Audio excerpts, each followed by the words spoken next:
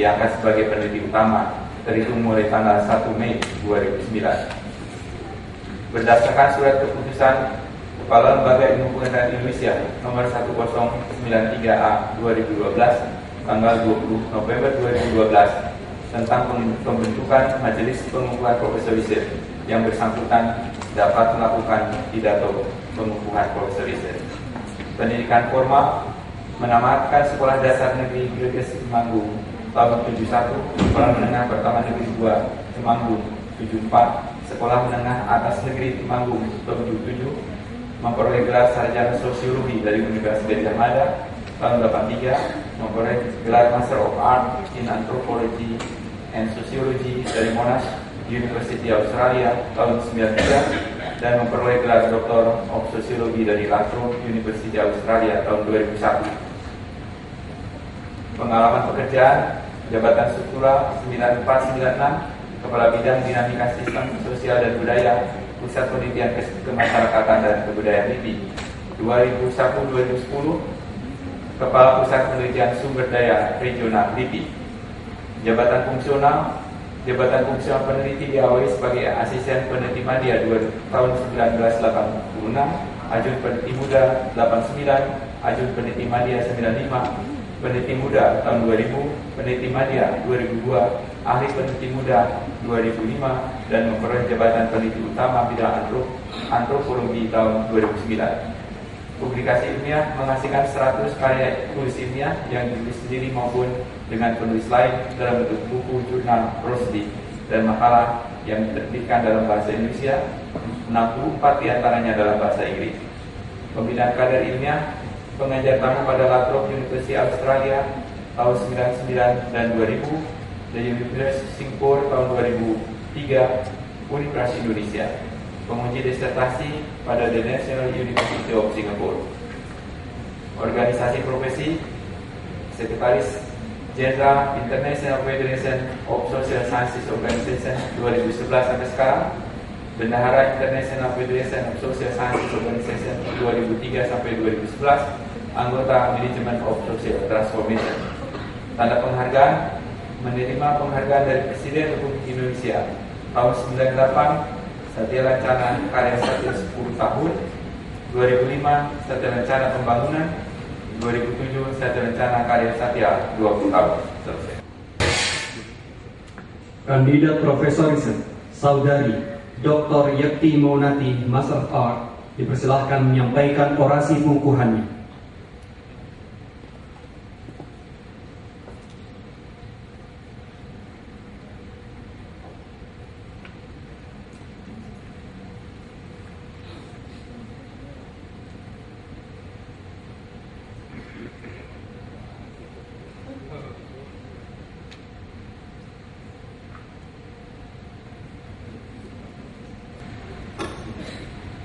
Assalamualaikum warahmatullahi wabarakatuh. Salam sejahtera. Yang terhormat Kepala Lembaga Ilmu Pengetahuan Indonesia, Wakil Kepala Lembaga Ilmu Pengetahuan Indonesia, Ketua Majelis Pengukuhan Profesor Riset, Sekretaris dan para anggota Majelis Pengukuhan Profesor Riset, Sekretaris Utama dan para deputi di lingkungan LIPI, para Kepala Pusat dan Kepala Biro di lingkungan LIPI, para pejabat lainnya di lingkungan LIPI, para rekan peneliti, para undangan hadirin sekalian yang saya muliakan. Rasa bersyukur yang tidak terhingga kehadiran Allah Subhanahu wa Ta'ala yang telah melimpahkan karunia-Nya sehingga kita dapat berkumpul dalam keadaan sehat walafiat untuk acara pengukuhan Profesor Riset di Lembaga Ilmu Pengetahuan Indonesia. Perkenankanlah saya dalam kesempatan yang berbahagia ini untuk menyampaikan orasi dengan judul Identitas Etnik Minoritas di Perbatasan Asia Tenggara. Pidato pengukuhan ini merupakan abstraksi dari rangkaian hasil-hasil penelitian yang telah saya lakukan tentang dinamika kehidupan etnik minoritas atau indigenous people di beberapa negara di Asia Tenggara, baik di kawasan daratan Asia Tenggara dan kepulauan. Pendahuluan, identitas sebagai konstruksi sosial. Saya mendefinisikan etnisitas sebagai ascribed identity yang utamanya berdasar pada asumsi kekerabatan dengan kombinasi dari ras, bahasa, agama, geografi, dan budaya. Bayer lebih lanjut menjabarkan dua pendekatan, yaitu primordialism dan konstruktivism dalam melihat etnisitas. Heller pendukung konstruktivism memandang pembahasan etnisitas terkait dengan budaya, tetapi hubungan antara keduanya tidak selalu pasti atau tetap. Ia menganggap tidak semua kelompok etnik yang budayanya berbeda berarti kelompok etnik yang berbeda, serta tidak semua kelompok etnik berbeda budayanya satu sama lainnya. Hubungan antara etnisitas dan budaya tidak selalu pada posisi yang ideal. Para antropolog dan ilmuwan sosial lainnya pada umumnya menganggap bahwa identitas budaya merupakan sebuah konstruksi sosial. King dan Wilder menjelaskan bahwa etnisitas merupakan ekspresi dari produk masa lalu, kebangkitan asal-usul yang sama, hubungan sosial dan kesamaan dalam nilai-nilai budaya, dan ciri-ciri seperti bahasa dan agama. Namun dimensi historis tentang identitas menunjukkan bahwa identitas itu tidak pasti, konstan, dan kekal, bahkan kadang-kadang berubah dan dapat dikonstruksi. Identitas pada dasarnya cair, artinya identitas dapat berubah karena konstruksi sosial. Di Thailand banyak orang yang dahulunya merupakan etnik minoritas berubah menjadi Thai melalui proses sejarah yang panjang. Namun demikian, etnik minoritas masih eksis yang umumnya menghuni daerah pegunungan di wilayah perbatasan. Konsep tentang identitas sebagai hasil konstruksi sosial ini penting untuk digali secara mendalam pada etnik minoritas, karena hal ini dapat dijadikan lesson learned pada kebijakan tentang etnik minoritas di Indonesia. Etnik minoritas dan indigenous people di Asia Tenggara. Penggunaan konsep minoritas dan indigenous people terkadang diperdebatkan dan tumbang tindih. Namun di Asia Tenggara, perbedaan dua kelompok ini bisa membingungkan dan kompleks karena persoalan politik. Di Vietnam, pemerintah tidak mengenal indigenous people, tetapi semua kelompok kecil dianggap sebagai etnik minoritas. Persoalan tumbang tindih antara kelompok yang menamakan indigenous people dan minoritas sering terjadi di Asia Tenggara. Menurut Clark, secara umum dapat dibagi dalam 3 tipe minoritas, yaitu etnik dan bahasa minoritas keagamaan, dan indigenous people. Strategi-strategi pembangunan di Asia Tenggara menurut Clark cenderung berpotensi munculnya konflik antara negara dengan etnik minoritas dan indigenous people. Akhir tahun 80-an memang telah terjadi pergeseran. Pemerintah mulai mempertimbangkan konsep ethno-development atau kebijakan pembangunan yang sensitif terhadap kebutuhan etnik minoritas dan indigenous people. Majelis dan hadirin yang saya hormati, perkembangan studi identitas etnik di wilayah perbatasan. Wilayah perbatasan merupakan salah satu tempat strategis bagi pergerakan transnasional yang melibatkan berbagai kelompok etnik. Selain itu, wilayah perbatasan juga dijadikan wilayah transito dari pergerakan manusia tersebut. Secara historis, perbatasan adalah wilayah pinggiran di mana pusatlah yang memegang peranan penting dalam pengambilan keputusan di berbagai aspek kehidupan, termasuk sosial, budaya, ekonomi, dan politik. Namun kini wilayah perbatasan tidak lagi diabaikan atau sekedar sebagai halaman belakang, tetapi merupakan halaman depan dari suatu negara. Studi tentang identitas etnik di wilayah perbatasan Asia Tenggara dilakukan oleh berbagai ilmuwan sosial. Toyota yang melakukan studi secara intens di perbatasan Thailand dan Myanmar memandang persoalan penting yang dihadapi oleh etnik minoritas adalah isu kewarganegaraan serta konsekuensinya. Ia mengatakan bagi Hill Tribe yang memegang kartu biru, status sebagai Hill Tribe tetap memerlukan izin jika ia ingin meninggalkan atau pergi dari wilayahnya. Isu identitas etnik minoritas di wilayah perbatasan ini kompleks dan bervariasi.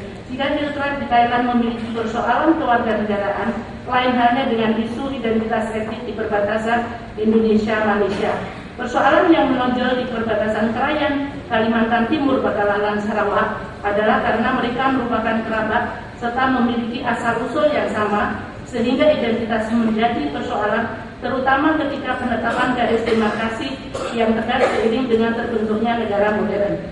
Kelompok minoritas yang tinggal di wilayah perbatasan di Asia Tenggara sering berada pada posisi marginal. Studi tentang identitas etnik di wilayah perbatasan semakin penting, mengingat pergerakan transnasional semakin intens dan wilayah perbatasan tetap menjadi destinasi strategis. Identitas Ulu Padas di perbatasan Kalimantan Timur, Sarawak, dan Sabah. Studi tentang identitas Dayak telah dilakukan antara lain oleh Maunati serta Yulan dan Maunati.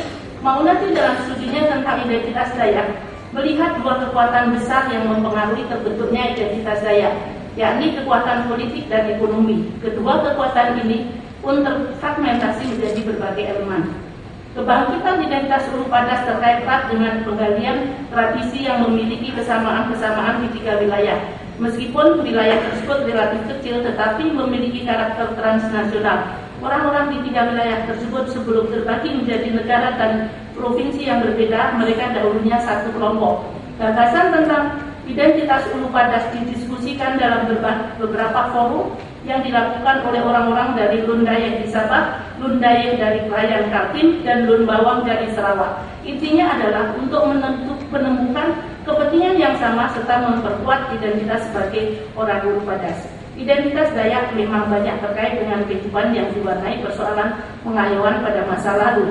Namun kini pengayuan sudah tidak ada lagi, tetapi bukan berarti orang-orang Dayak seperti Lun Dayak bukan lagi dikategorikan sebagai orang Dayak. Mereka masih tetap memiliki identitas tersebut, hanya saja penanda dari identitas tersebut sudah berubah atau dimodifikasi di berbagai elemennya.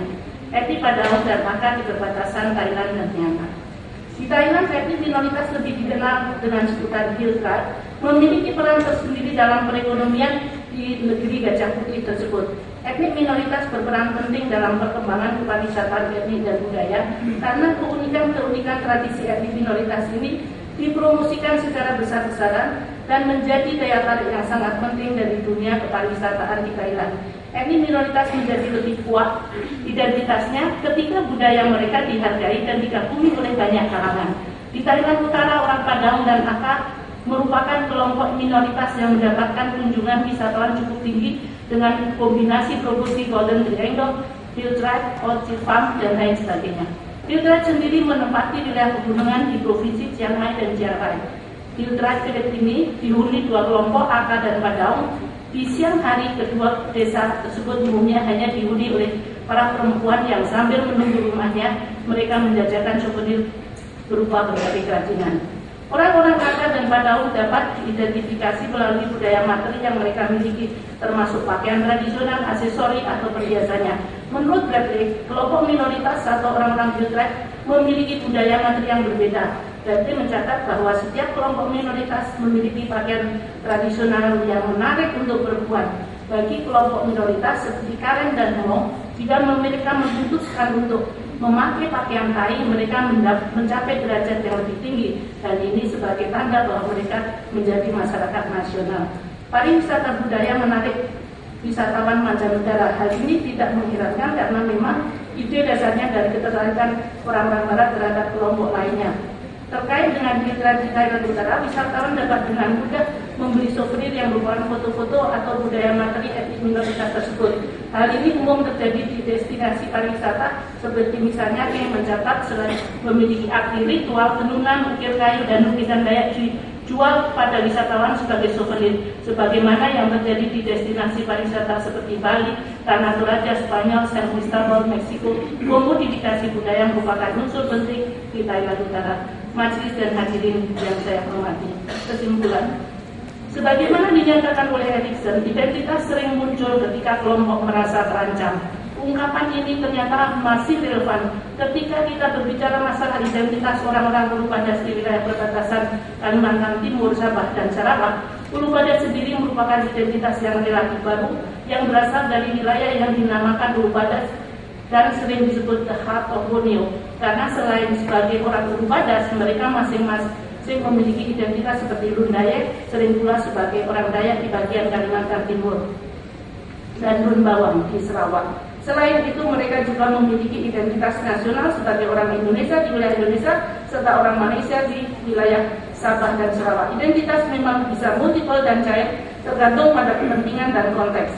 Apa alasan dibalik keinginan memperkuat identitas Ulu Padas? Tampaknya alasan ekonomi berpengaruh karena wilayah di perbatasan memiliki potensi baik ekoturisme, padi organik, serta peternakan tebu yang belum dikembangkan. Senada dengan orang-orang Ulu Padas yang mengembangkan ekoturisme, sebagai salah satu cara untuk mengembangkan ekonomi masyarakatnya, kelompok minoritas di Thailand yang dikenal dengan Hill Tribe, yaitu orang Padaung dan Akar, juga bergerak pada bidang pariwisata, terutama wisata budaya dan etnik. Semula kelompok minoritas yang berasal dari Myanmar setelah tinggal di Thailand, sering pergi ke Myanmar, dan kemudian kembali lagi ke Thailand dan seterusnya. Pemerintah Thailand memberikan pelatihan dan mereka diharuskan tinggal menetap. Jika pindah ke Myanmar, mereka tidak boleh lagi masuk ke Thailand. Penutup. Indonesia bisa belajar dari pengalaman di perbatasan Indonesia-Malaysia maupun wilayah Asia Tenggara, terutama berkenaan dengan pengelolaan etnik minoritas serta lingkungannya.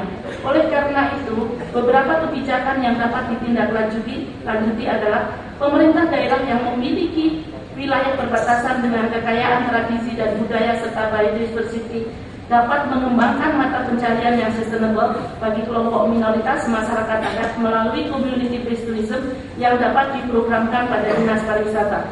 Perbaikan sarana transportasi dan infrastruktur jalan sebaiknya didanai oleh dana pemerintah baik pusat maupun daerah, sehingga tidak perlu investor swasta yang mendanainya karena risiko kerusakan hutan dan lingkungan jika sumber daya alam dieksploitasi investor sebagai pengganti pembuatan infrastruktur jalan.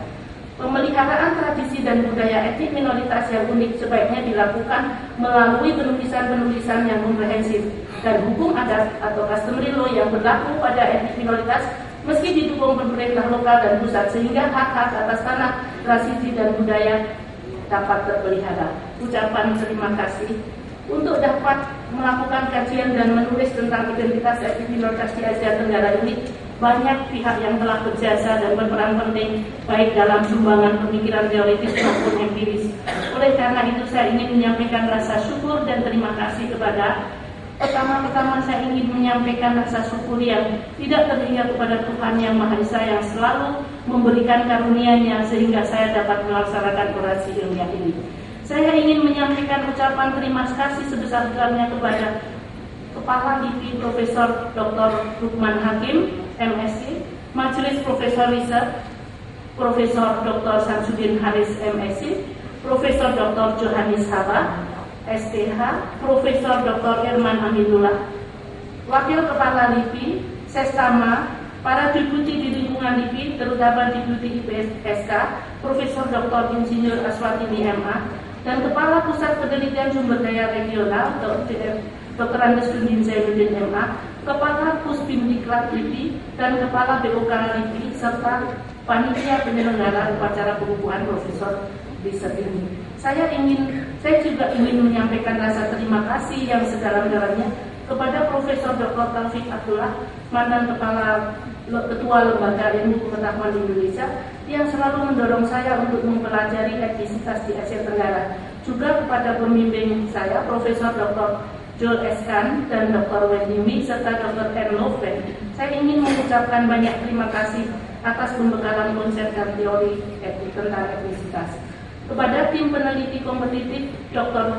Andes Dundin Zainuddin MA, Profesor Dr. Firly Ketut Ardana, Dr. Sunarti, Maya Priscilla, Betty Rosita Sari, tim peneliti Pendaya Dr. Tung Yulan, dan Dr. Peter Yudit, tim pariwisata Asia Tenggara Luciana MSc, Sukri Abdul Rahman, tim kontak-kontak perdagangan di Asia Tenggara Ramijo, serta seluruh peneliti PSDM maupun tenaga administrasi Dr. Andes Dini Saftari, Yudo Utomo, Made Subaliani.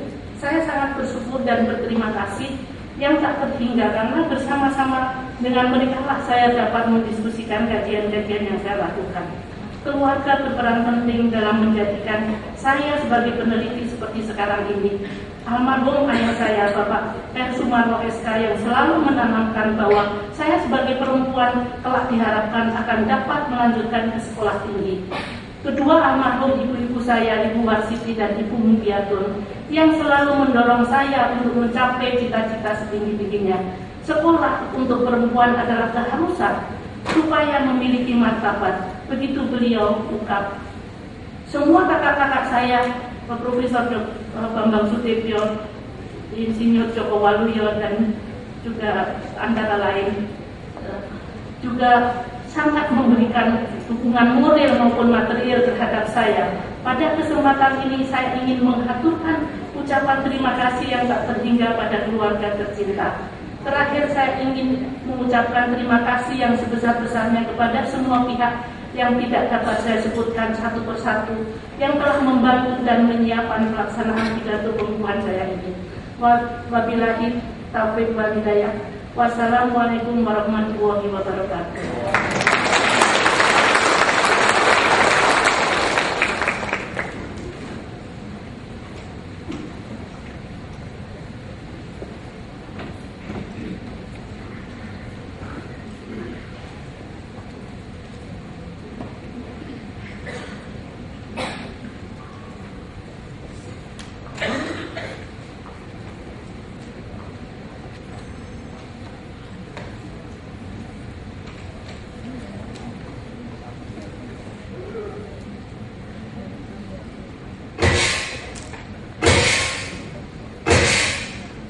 Kandidat Profesor Riset, Saudara Dr. Insinyur Samud Haizmi, Saudara Dr. Muhammad Hanafi, dan Saudari Dr. Yekti Maunati, Master of Art, menempati tempat yang ditentukan guna menerima widyamala serta piagam pengukuhan dari Ketua Majelis Pengukuhan Profesor Riset.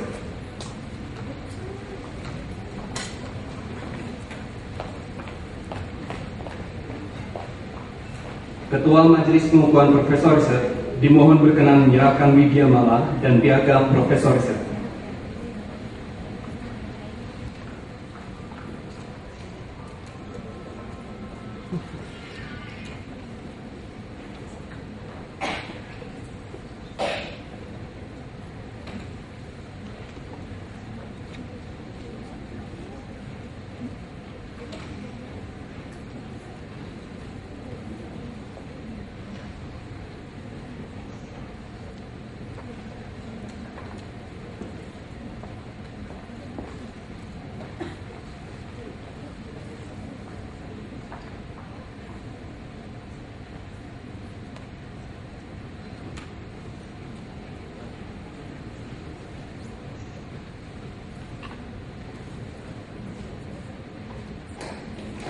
Dipersilahkan kembali ke tempat semula.